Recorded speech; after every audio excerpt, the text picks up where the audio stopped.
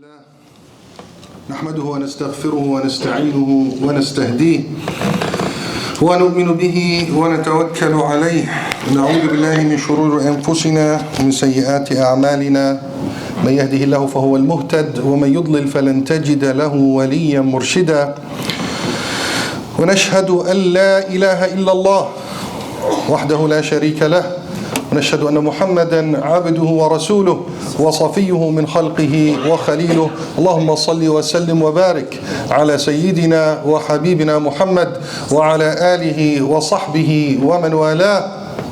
عباد الله، أوصيكم ونفسي المقصرة أولا بتقوى الله فاتقوا الله حق تقاته ولا تموتن إلا وأنتم مسلمون ثم أما بعد. All praise are due to Allah subhanahu wa ta'ala, the most gracious and the most merciful. The best of His peace and blessings shall be bestowed upon His beloved Prophet Muhammad sallallahu alayhi wa sallam and upon those that follow his footsteps. Dear brothers and sisters in Islam, Allah subhanahu wa ta'ala in the Holy Quran, Surah An-Nisa, verse 100, told us in a very important verse that relate to us as a minority, as new immigrants in this beautiful country of immigrants that came throughout the years, whether it happened in the 1500 or the 1700 or the 1800 or just 1 month ago. Canada, the country of diversity, tolerance, and immigration. Very unique country, and we're so blessed to be part of this country. Talking about immigration, Allah subhanahu wa ta'ala said, وَمَنْ يُهَاجِرْ فِي سَبِيلِ اللَّهِ يجد في الأرض مراغما كثيرا وسعا ومن يخرج من بيته مهاجرا إلى الله ورسوله ثم يدركه الموت فقد وقع أجره على الله وكان الله غفورا رحيما.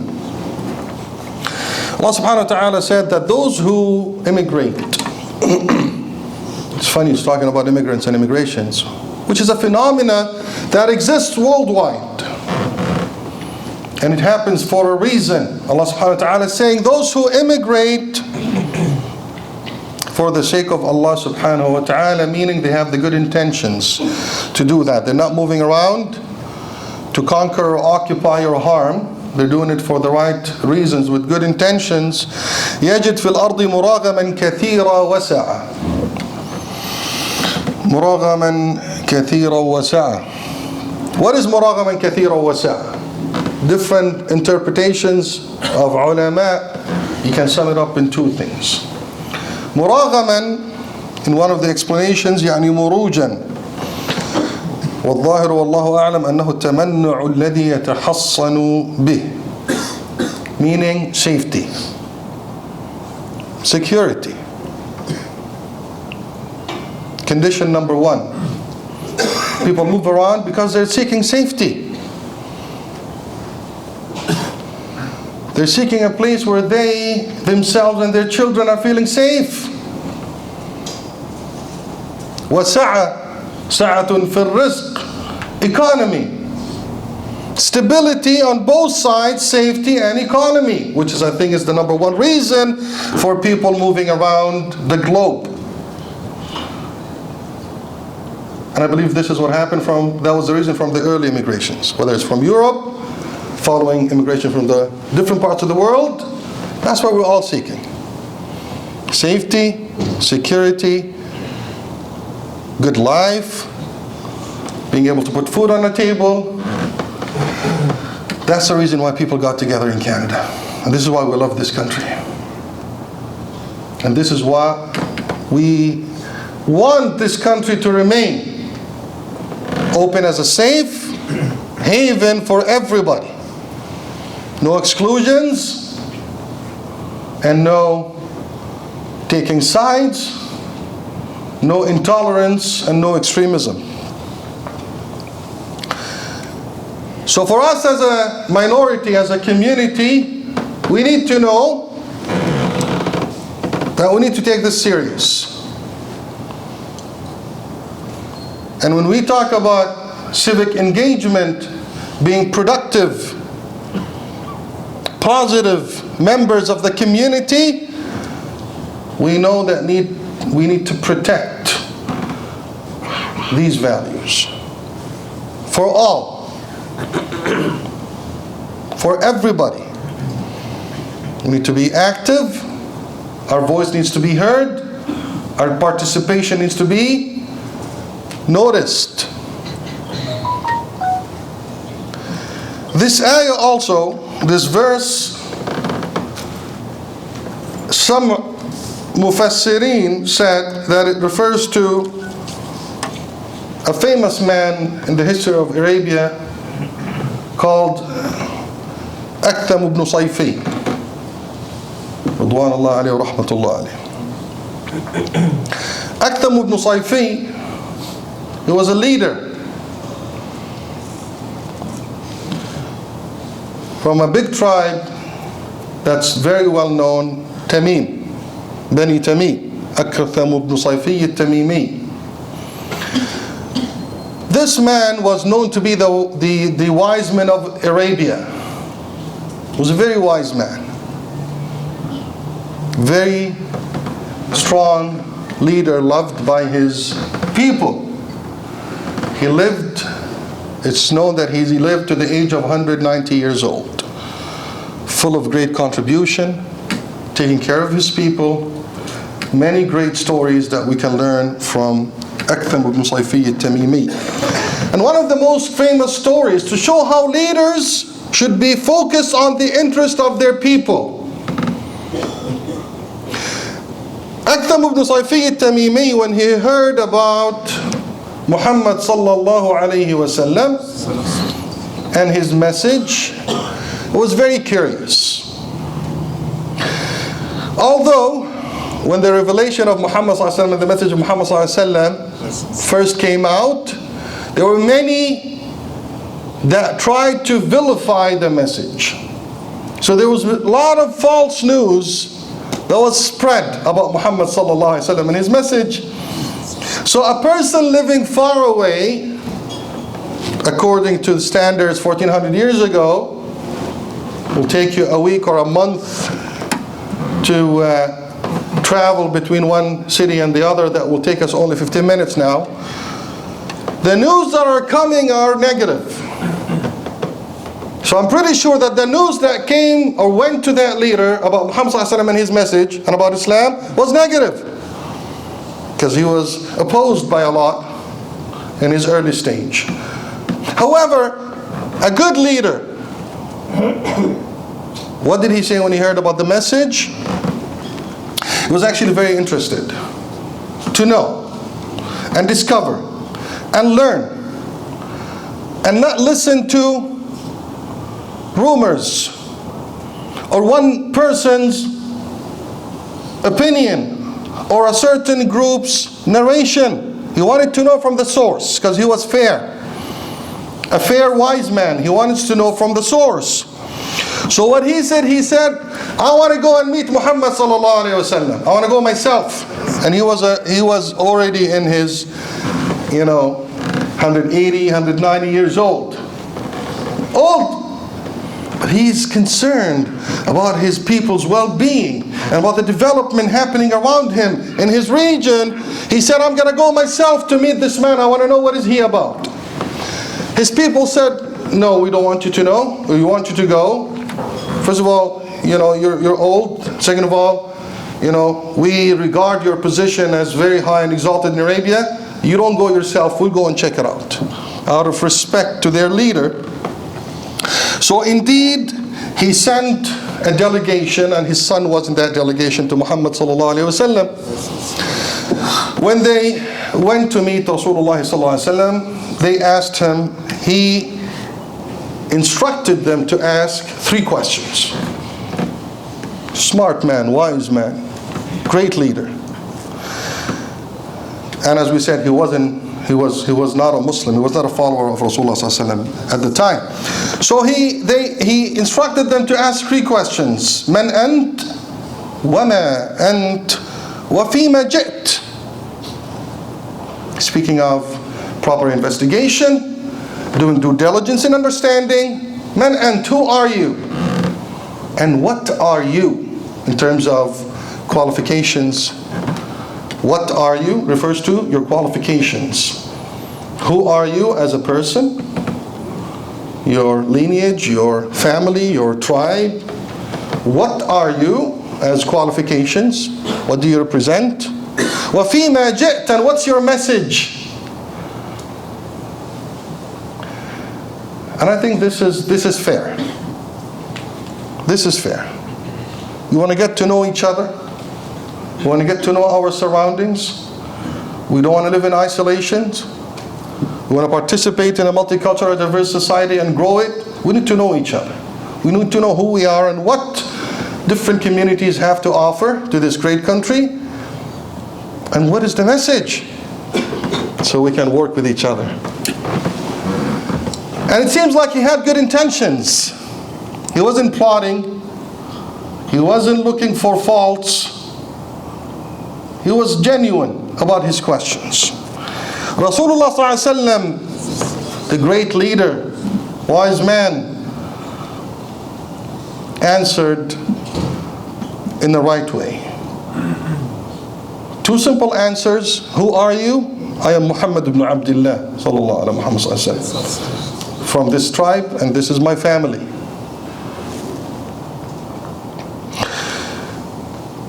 What are you? What are your qualifications? أنا عبد الله ورسوله. I am the slave of Allah subhanahu wa ta'ala and His messenger. My qualifications, I'm a messenger from Allah subhanahu wa ta'ala. Although he started by saying, I'm a slave of Allah, humbleness. He didn't start by saying, I was sent by your Lord, so you need to listen to me. No arrogance involved. It's exactly what he taught us, sallallahu alayhi wa sallam. لا يدخل الجنة من كان في قلبه مثقال حبة من خردل من كبر. He himself taught us, you'll never see heavens or enter heavens if you have any kind of arrogance in your heart. So he started by saying, I'm a slave of Allah subhanahu wa ta'ala. Absolute humbleness. And I am His messenger. I have a message with me. I was chosen by Allah subhanahu wa ta'ala to deliver something good to human beings. Give me a chance to share it with you. Don't listen to propaganda, false media, fake news, attacks, hatred. Listen to what I have to say. Work with me because I want to work with you. The last question, وَفِيمَا جِئْتَ, what is your message? And he read from the Holy Quran, إِنَّ اللَّهَ يَأْمُرُ بِالْعَدْلِ وَالْإِحْسَانِ وَإِيتَاءِ ذِي الْقُرْبَى وَيَنْهَى عَنِ الْفَحْشَاءِ وَالْمُنْكَرِ وَالْبَغْيِ يَعِظُكُمْ لَعَلَّكُمْ تَذَكَّرُونَ. The verse that he chose, sallallahu alayhi wa sallam, a comprehensive verse that delivered exactly what the delegation needed to take back to a wise leader. He spoke about 3 do's and 3 don'ts that are common to humanity, that prove the intention of cooperation, coexistence, prosperity to all. He said in the verse that Allah subhanahu wa ta'ala, Allah, God, has given us 3 main orders. Ya'muru, orders, bil-adl, justice. Message number 1, justice. I came to you and to all humanity to uphold justice.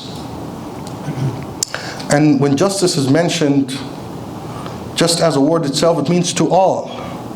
It's not difficult for us as human beings to argue on justice. What's just?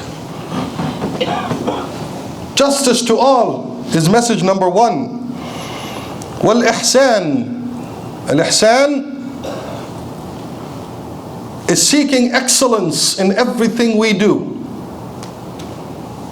When we serve in public or private, when we produce workmanship, knowledge, health, excellence in everything we do. وَإِيتَاءِ ذُو الْقُرْبَى, and taking care of our communities. Starting with your family, growing to your tribe if it's a tribal arrangement or system, moving to your community and society and country, taking care of each other. These are the three orders, they said, three messages that I came to you with: justice, excellence, and taking care of our communities. And three things that Allah subhanahu wa ta'ala sent me with so we can avoid. Three don'ts: al-fahsha, wal-munkar, wal-baghi. Al-fahsha, obscenity. Anything that will harm the community that's known to be bad and harmful. Universal message. Wal-munkar, anything that we agree on that it's harmful. For example, vaping just hit me. It started as an alternative to cigarettes, which the whole global community agreed that smoking is harmful. Someone introduced vaping as an alternative, which I personally thought was a good alternative to break the habit. But now science is telling us it's dangerous. Originally when it was introduced as a safe alternative. But we didn't have enough information to judge. Now we all know that it's dangerous. There has been death, there has been diseases associated with it. So that's munkar. We all agree it's harmful, it's munkar, it's rejected. Let's put away the rejected so we can save our communities and our children. So Allah subhanahu wa ta'ala, God is telling you, anything that's known to be obscene, harmful, by experience. If someone comes up with an idea and we doubt it, we maybe yes, maybe no, let's test it. We agree, get rid of whatever is harmful. Munkar, anything that we reject. It's not a straight order. There's no straight order to certain actions, but the result of it makes it prohibited when it's harmful. So we all agree as a community it's munkar, let's get rid of it. Wal-baghi,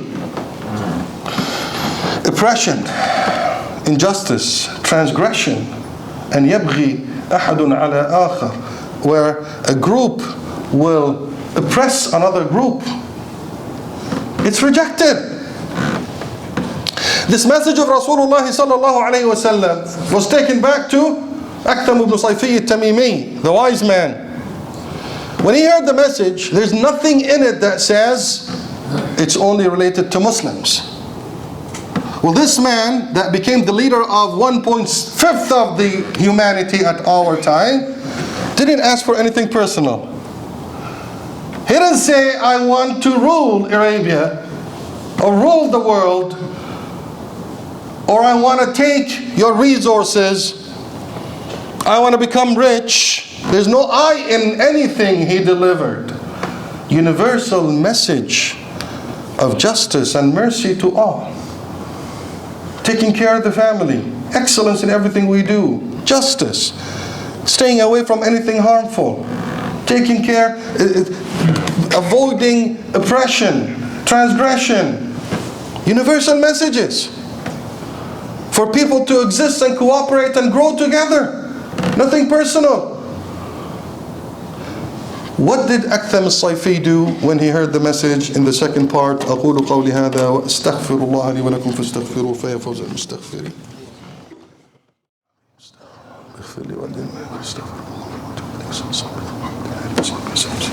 بسم الله والحمد لله والصلاة والسلام على رسول الله.